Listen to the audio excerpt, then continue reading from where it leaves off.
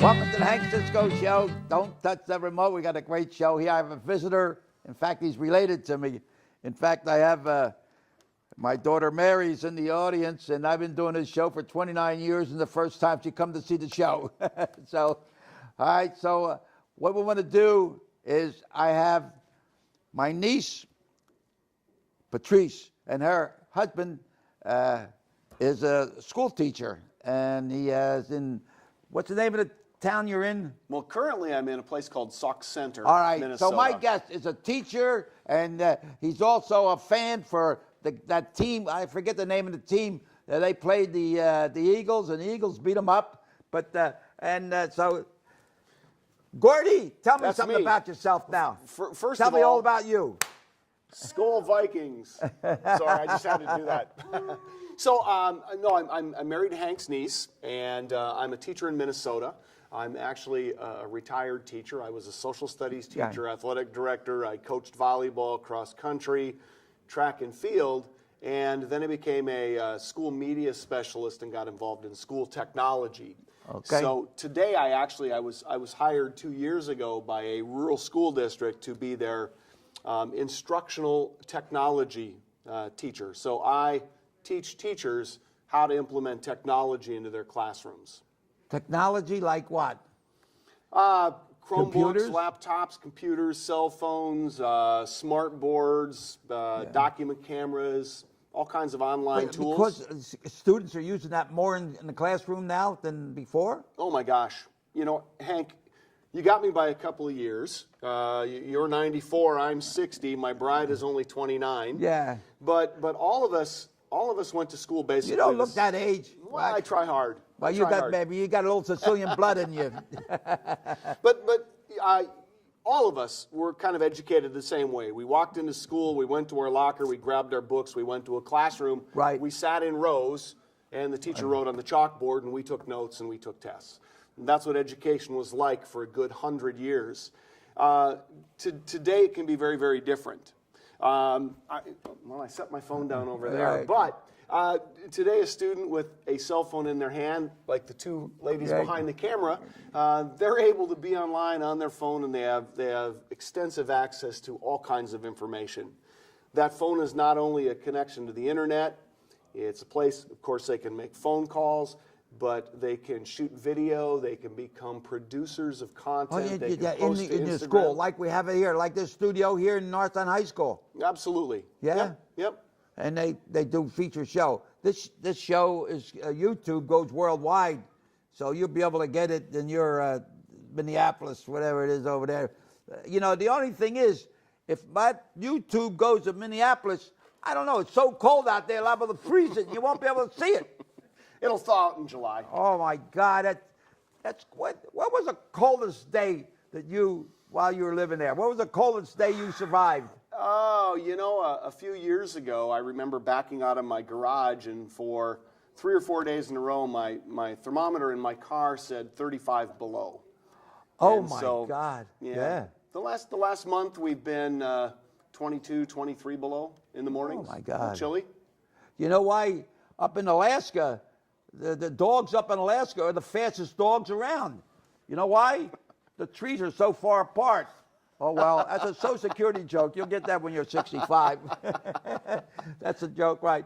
But tell me, do you see any difference between the teachers in the mid-America and the East Coast or East Coast? You know, not really. Teaching itself has changed quite a bit. It has changed? Yeah, today's schools are driven by standards. You know, teachers are still in a classroom for an hour or an hour and 10 minutes. They still have 25 to 30 students.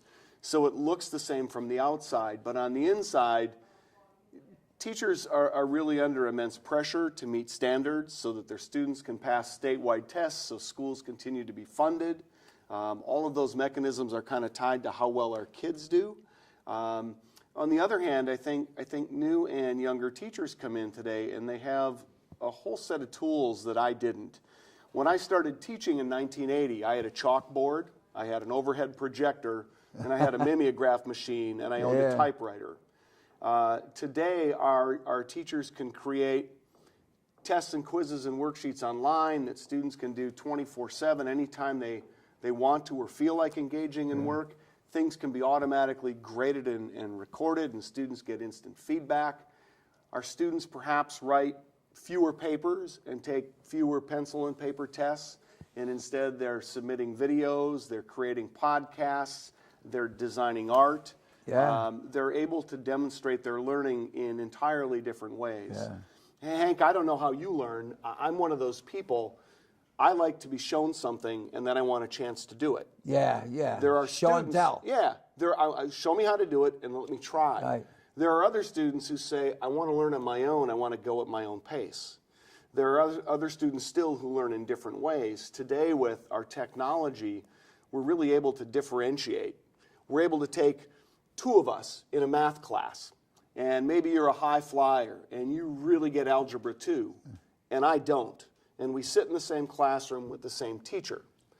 But the teacher has the tools today to design lessons that let you, Hank, race ahead at your own speed, learn as fast as you can, and really accelerate how well you do. Yet for me, that student who struggles with algebra, they can build lessons and they can build tools and resources that move me along at my pace and help me correct my errors. And so that at the end of the day, you've learned as much as you can, and I've learned as much as I can, but we haven't learned the same things. Yeah. In a regular classroom, Hank, I might have 35 students, and I have some who are top-notch, college-bound, highly motivated kids in history, but I might have another 5 kids who just aren't interested or aren't engaged by history. Yeah. And so teachers, in the olden days, taught in the middle. We taught to the kid in the middle. And the kid at the top of the class, the really super bright, motivated, highly talented kid who's extremely interested and passionate about that subject, didn't get engaged. And the student who struggled, maybe with their reading or with that math problem or with that concept in chemistry, never caught up. And then the teacher moved on to the next lesson and moved on to the next chapter. Today, with our technology, we can build education in a way that kids can learn at their own pace. Kids can learn when they're ready to learn. Just because I'm sitting in English class from 2 o'clock to 3 o'clock doesn't mean I'm really excited about English at 2 o'clock to 3 o'clock. Maybe I want to read about Shakespeare tonight at 8 o'clock. That's when I'm ready to do my learning. And so all our technology opens those doors to letting each student really individualize how and what they do. Education was different. When I went to Holy Savior School, I was in the 2nd or 3rd grade. 82 kids in one class. Oh my! And then the nuns. I was so scared of the nuns. I was like frozen in the. I didn't learn anything. And then the nuns over there, I had one nun was backhand. Her hand was like as big as or fast as Muhammad Ali. In I bet you took a few whacks. Her name was, we give her a name, her name was Sister Mary Perpetual Pain. Pow, pow, But it was all different, and I went to public schools, and after I put 29 years on the police department, somebody whispered in my ear, you better get an ill education because after you retire, you're going to, So I took a GE test. My wife and I, we both took it to get a GE test. Mm-hmm. She passed and I failed. I had to take it again. Finally, I passed, and I went to Montgomery County Community College, and I took a police course while I was a police officer. And I didn't like history. I didn't like history when I went to school. I didn't like English. But when I went to community college, I enjoyed it because the teacher was, really inspired me to do something, Two things, you might have had an inspiring teacher, and 2, you were ready to learn. Right. I think about our kids, and I'm sure it's the same here. We have students, I teach in a school that's got 1,100 kids, kindergarten through 12th grade. We're a very small school. But we've got a number of kids. We've got 15 or 20 juniors and seniors who are taking college classes inside our high school class, even though the nearest college is 50 miles away. We have kids who are going to graduate high school who are sophomores or juniors in college. They've saved time, they've saved money, They've pursued an aggressive learning. On the other hand, we have a company in our town called Felling Trailers, and they What is it? Felling Trailers, and they manufacture semi-trailers, farm tractor trailers, and we've got a dozen kids who go up there every day and they weld. They work on the floor in the field with professional welders in the community. They're not paid, but they get an apprenticeship experience while they're in high school. Wow. And now this trailer company will hire some of those kids right out of high school in a high demand field. Right.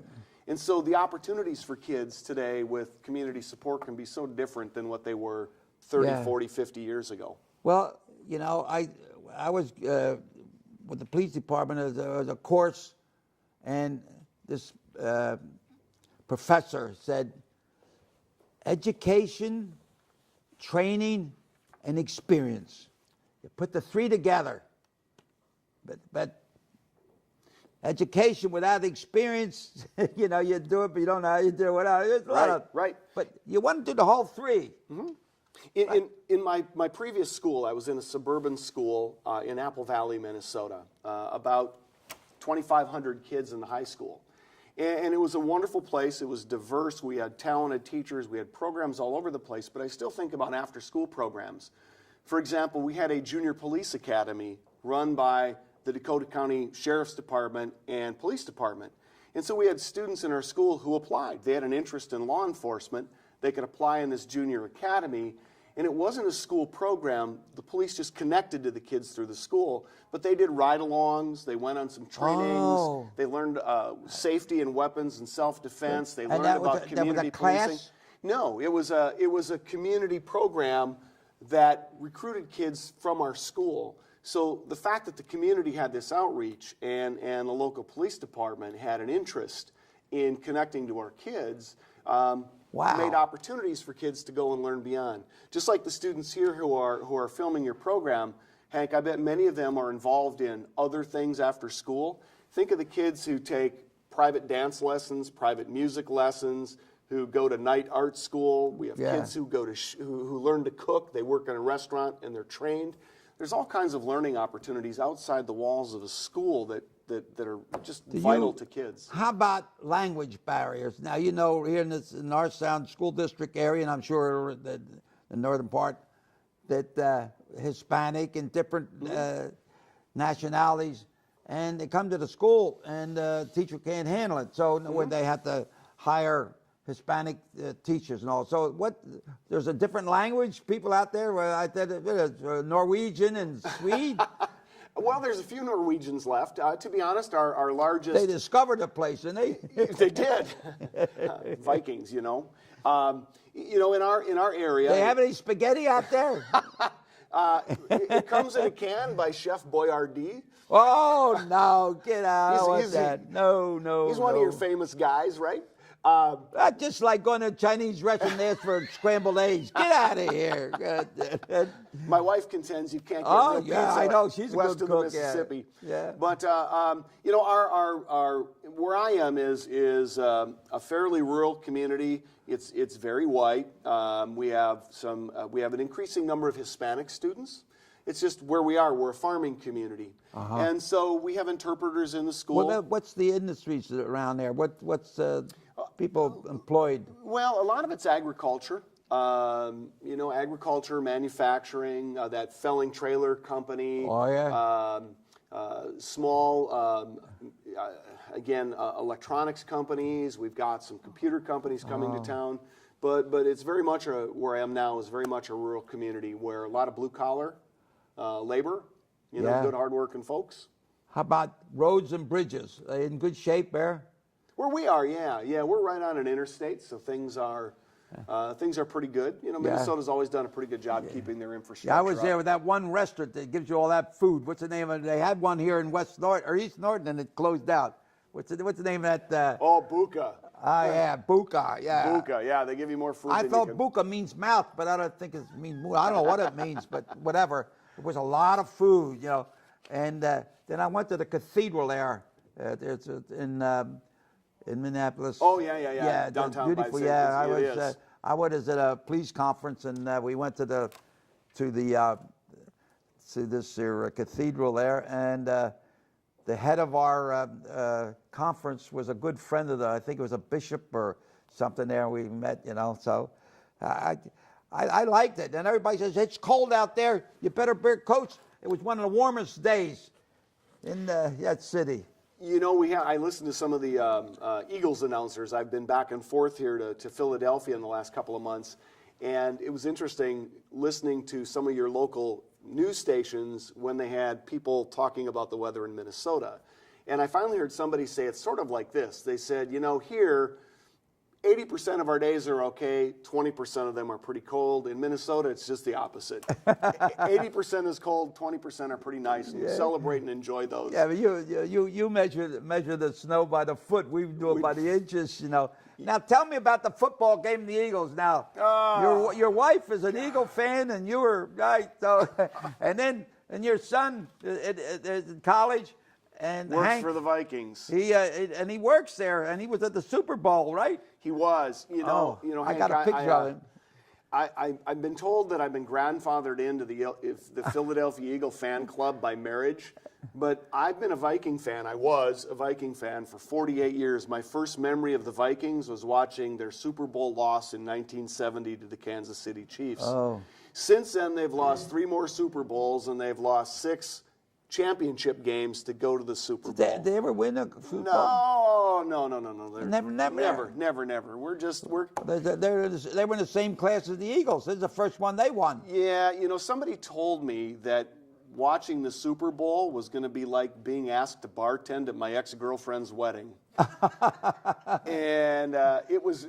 I told my wife I didn't watch. I did. I watched it. I recorded it. I have to admit that. Yeah.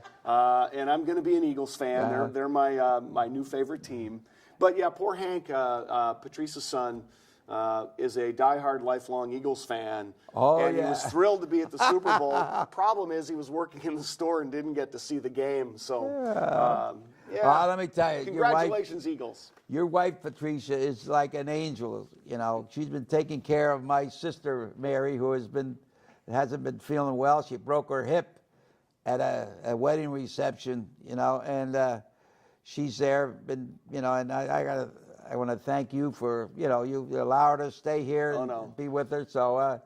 So you're a teacher, but you're a little bit more than a teacher. Well, I'm a lucky man. Yeah, you got class you haven't even used yet. I'm saving up. I got to make it to 94. I'm hoping that maybe someday you'll turn the show over to me. Oh, well, you're going to see the show when you go home, So is there anybody you want to tell hello to? How about Hank? You want to tell Hank something? I'd say hi to Hank back in Minnesota, and I'm going to make sure he watches this, and he's going to have to write a paper on it. And then, of course, Mary and Patrice as well. My daughter, Mary, and I have to tell you, it's awesome to be able to come into a high school where you have students learning these kind of skills. One thing about North Island, you don't see no graffiti, this, that, and everything, and you think that, I just want to say one thing. I just like to say, I said a mental prayer for the students here in Texas. Tell me, what was your reaction there as a teacher? I think it boils down to this, that as a teacher, you walk into your classroom every day, or you stand in the hallway and you watch 1,000 kids walk by you, and you have no idea what happened to them in the last 24 hours. Yeah. I was in a suburban school. I had homeless kids coming to school.